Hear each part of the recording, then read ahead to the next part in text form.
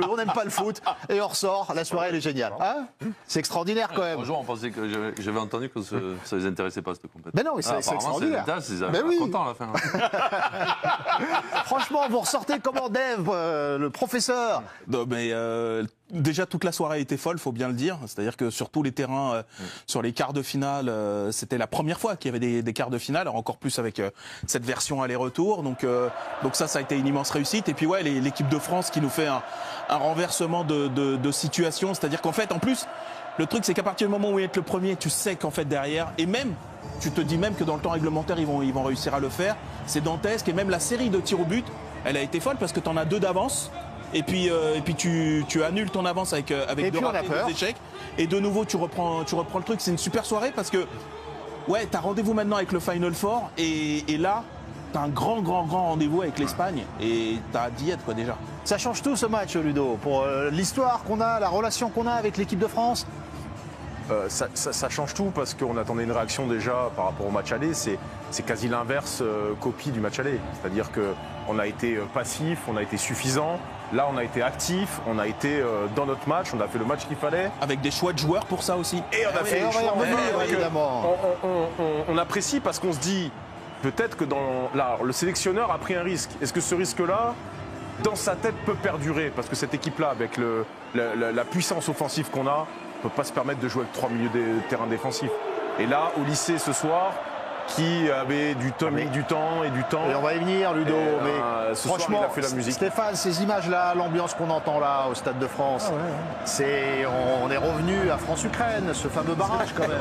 Il n'y a pas le même enjeu, mais il y a la même atmosphère. On a tellement peu de foot plaisir, notamment l'équipe de France, même quand elle gagne. On a des soirées qui sont des fois tristounettes, malgré la victoire. Là, il y a non seulement eu la victoire, mais il y a eu le plaisir aussi. Il y a eu l'enjeu, il y a eu le suspense, mais il y a eu un jeu qui nous a par moments vraiment enchanté. Tiens, profitons de cette ambiance au Stade de France quelques instants.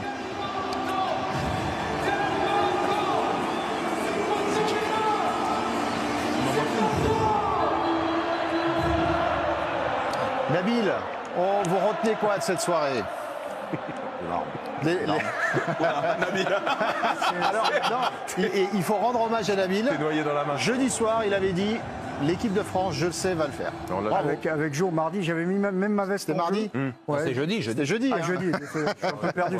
Et même dit mardi, c'est vous dire. Parce que si ça avait été mardi, le match, on n'aurait pas vu d'écran dans cet état-là ce soir. Je regarde des matchs sur plusieurs continents, notamment grâce à l'équipe live. Je crois que ça devait être Botswana-Algérie à 14h. Absolument. Donc, je suis un peu resté à 14h aussi. Non, mais moi je suis content surtout. Je suis content de la suite, puisqu'en plus l'affiche à venir, c'est France-Espagne. Une belle double confrontation. Bravo les Croates aussi, à chaque fois qui nous offrent des gros matchs de foot face à l'équipe de France. Et ce que je retiens, c'est ce qu'on va dire dans l'émission, dans les minutes à venir. Voilà, je retiens déjà ce qui va se passer. Ah, et vous êtes très fort. Alors, par exemple, que va dire Jo? Tiens, vous savez ce qu'il va dire ou pas? Oui. Ah, ça c'est Giovanni qui nous appelle. Giovanni, un homme heureux. Vous avez passé une belle soirée, Giovanni. Jusqu'à quel point? Est-ce qu'il y a eu un peu de France-Ukraine dans l'atmosphère au Stade de France ce soir? Il n'était pas né. Bonsoir Messaoud, bonsoir à tous. Non, faut pas forcer quand même pour France-Ukraine. Mais en revanche, moi déjà j'ai pris beaucoup de plaisir à voir évoluer cette équipe. C'est Stéphane qui le soulignait, c'est pas toujours le cas. Donc déjà le match nous a emballé. J'ai beaucoup aimé le rapport. Alors pendant la prolongation, c'est un peu baissé, mais le Stade de France, on dit souvent que c'est un stade froid. Il y a des grosses ambiances les soirs de rugby, mais ce soir je trouve que pendant 90 minutes et pendant le temps additionnel de la seconde période, il y avait un vrai lien entre cette équipe et le public, donc ça c'était génial. Et puis après cette séance de tir au but totalement dingue, j'ai vécu il y a quelques jours celle à Anfield du Paris Saint-Germain, maintenant celle de l'équipe de France, avec un Mike Maignan honnêtement qui a été impressionnant. Et voilà, on est forcément heureux de voir la réaction de cette équipe de France. On a pris du plaisir et heureux de voir les Bleus triompher, parce que ce soir ils ont fait beaucoup de choses positives. Heureux aussi de voir Michael Olise comme ça, joueur exceptionnel vu du stade, et voilà, il a vraiment lancé son aventure en équipe de France, parce que les premiers rassemblements avaient été un petit peu décevants. Il est aussi, il est exceptionnel. Mais on va en parler d'Olise. Est-ce que c'était le premier gros match d'Olise avec l'équipe de France? Est-ce qu'on voit l'arrêt de Maignan et ensuite le tir au but réussi de Pamecano encore une fois? Jo, par exemple au match aller, et en plus c'est des joueurs qui travaillent pour l'équipe, donc ça ne perturbe pas l'équilibre de l'équipe. Et ce qu'on attend, moi, ce que j'attends depuis très longtemps de la part du sélectionneur, c'est qu'on puisse avoir ce genre d'émotion et ce genre de match. Parce qu'il n'y a pas que la victoire ce soir, il y a aussi la manière de jouer, le contenu. Et je pense qu'on peut le faire sans déséquilibrer cette équipe.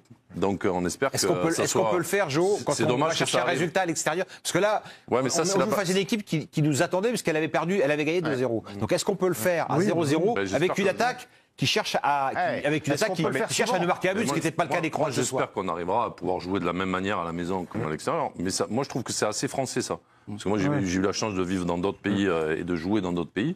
Et que tu jouais de la même manière à l'extérieur comme à la maison. Alors après, moi, je pense que tu peux aussi forcer le cadenas à l'aller si tu joues avec cette manière-là. Bien sûr. C'est ce que j'espère voir régulièrement avec cette équipe et ce plaisir qu'on peut prendre à voir les joueurs jouer ensemble. Et puis, quand tu mets un lien entre le milieu défensif et l'attaque, voilà, tu commences à avoir il se passe des choses, quelques connexions entre tous les joueurs. Tu joues pas seulement des coups. On a perdu Griezmann.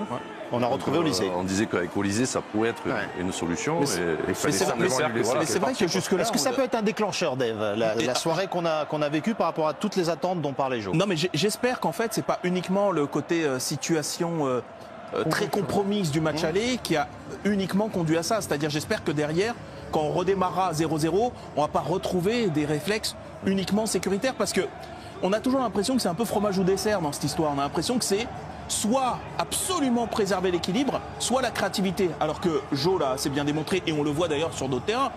L'équipe d'Espagne qu'on va retrouver, c'est pas une équipe timide avec le ballon, on est bien placé pour le savoir, et pourtant, ils perdent pas un match depuis je sais pas combien de temps. Donc ça doit être possible quand même de le faire, et surtout qu'on a des joueurs pour le faire. C'était une équipe, j'en sais rien, moi, la Grèce de 2004, etc. Tu fais comme tu peux. Mais là, quand tu as ces joueurs-là, franchement, c'est dommage. Et une remarque d'ailleurs, pendant des années, on a été maudits au tir au but. Toutes sélections confondues, parce que même les filles, elles échouaient, les équipes de jeunes pareil, les clubs pareil. Et là, ça fait 2-3 qu'on prend en très peu de temps. Portugal à l'Euro, PSG Liverpool, et là celle-là, ça fait du bien, quoi. Giovanni souhaite intervenir. À quel sujet, Giovanni? Oui, par rapport au souhait qu'on a émis, je souscris totalement à ce que vient de dire Johan. Moi aussi, je ne sais pas ce qu'en ont pensé mes camarades aussi ce soir, mais je trouve qu'au-delà de l'utilisation du ballon, par moment, il y avait des zones de presse qui étaient très intéressantes de la part de l'équipe de France. Aurélien Tchouameni nous l'avait dit après la rencontre en Croatie en disant qu'ils n'avaient pas été bons sur le pressing. Moi, j'espère aussi que cette équipe va se mettre à presser, parce que je trouve qu'elle a totalement les joueurs pour le faire. Et ce soir, 2-3 fois, cette équipe croate, elle a été mise en difficulté sur des situations de relance parce que les Bleus ont très très bien pressé, et j'ai envie de le revoir, ça aussi. C'est pas que 2-3 fois. C'est pratiquement tout le match. J'ai vu où les Croates ont été vraiment en difficulté. Y compris dans les prolongations. Parce qu'après, ils ont physiquement plongé. Et là, peut-être la France a... Mais pour moi, ça a commencé depuis le début du match, où tu as mis une pression énorme sur cette équipe. Il y a quand même... Moi, je ne veux pas jouer les enfants de Zone, au contraire, on est très joué. Mais 2 éléments quand même à rappeler. Les Croates avaient gagné 2-0 le match aller. Donc leur attitude, par définition, est une attitude extraordinairement prudente. Ils n'ont pas du tout cherché à jouer. Deuxièmement, c'est quand même une vieille équipe. Nous, on a changé 5 joueurs entre le premier match de jeudi et le match de ce soir. Les Croates n'ont pas pu le faire. Et ils étaient carbo, quoi. Ils étaient cuits, les Croates. Salut à tous les amis, j'espère que vous allez bien et que tout se passe pour le mieux pour vous. Qualification en demi-finale de l'équipe de France dans ce match retour au Stade de France contre la Croatie de Luka Modric. Bref, Didier Deschamps a attendu nos supplications. On voulait une équipe de France différente du match aller. On voulait une équipe de France new look. Il nous a compris avec 4 joueurs offensifs, Barcola, Mbappé, Dembélé, Olysée. C'était super. Franchement, tout le match était super, que ce soit la défense, Mike Maignan, Magic Mike, que ce soit au milieu de terrain, le duo entre Tchouameni et Koné. Franchement, c'était super. Et que parler du match de Michael Olysée qui nous a vraiment régalé. Et son but, c'est vraiment la cerise sur le gâteau. Sa passe décisive sur le but de Dembélé. Aujourd'hui, il faut qu'on sache quelque chose en fait. Être dans la surface de réparation, marqué sur une touche, Ousmane Dembélé depuis le début de l'année, c'est le meilleur. C'est le meilleur. Aujourd'hui, il a tiré combien de fois? Une seule fois. Et c'est dedans. Et ça fait la différence. Donc, les amis, l'équipe de France est qualifiée. Ça fait plaisir. J'ai vraiment hâte de voir ce match contre l'Espagne. Ça sera au mois de juin prochain. Bref, j'espère que Didier Deschamps a compris. On ne peut pas jouer tout le temps à la défensive. Il y a des joueurs qui ont gagné des points ce soir. Il y a des joueurs qui ont perdu des points pendant ce rassemblement. Donc, bref les amis, demain je reviendrai à froid sur cette rencontre. Parce que oui, il y a tellement de choses à dire. Beaucoup de choses ont été dites sur le plateau, notamment les interventions de Ludo, Johan Mikou. L'équipe de France peut bien jouer et ça fait plaisir, même si ce consultant, j'oublie toujours son nom, je sais pas si c'est Stéphane, qui essaie de nous faire croire que oui, la Croatie, ils sont vieux, etc. On ne peut pas profiter, quand même.